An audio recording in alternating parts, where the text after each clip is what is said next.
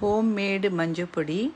இது வந்து பசுமஞ்சள் இந்த சீசனில் வாங்கி நல்லா வாஷ் பண்ணிவிட்டு கொஞ்சம் தோலை லைட்டாக சீவிட்டு இந்த மாதிரி ரவுண்டாக ஸ்லைஸ் பண்ணிக்கணும் மெல்லிஸாக.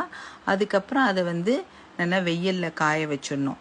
இது வந்து சாந்தி கிருஷ்ணகுமார் ப்ளாகில் அவள் அட்வைஸ் படி தான் நான் பண்ணினேன். ரொம்ப நன்னா வந்திருக்கு.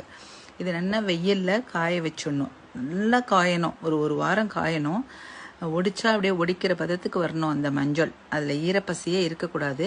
நான் பால்கனி வெயில்லையே இதை காய வச்சுட்டேன். ஏன்னா நம்ம 1 கிலோ தான் வாங்கினேன், கம்மியாக இருந்ததுனால நான் காய வச்சுட்டேன். நல்ல மொட்டை மாடி வெயிலில் காய வச்சுட்டு அதை மிக்சியில் போட்டு நல்லா பொடிச்சு எடுத்துட்டேன். நிறையா இருந்தால் மிஷினில் கொடுத்து அரைச்சி வாங்கிக்கலாம். இது கொஞ்சமாக இருக்கிறதுனால நான் மிக்சிலேயே நல்லா அரைச்சிட்டேன். கொஞ்சம் குறைன்னு வந்தது. திருப்பி மிக்சியில் அரைக்கும் பொழுது நல்லா ஃபைன் பவுடராக கிடைக்கிறது.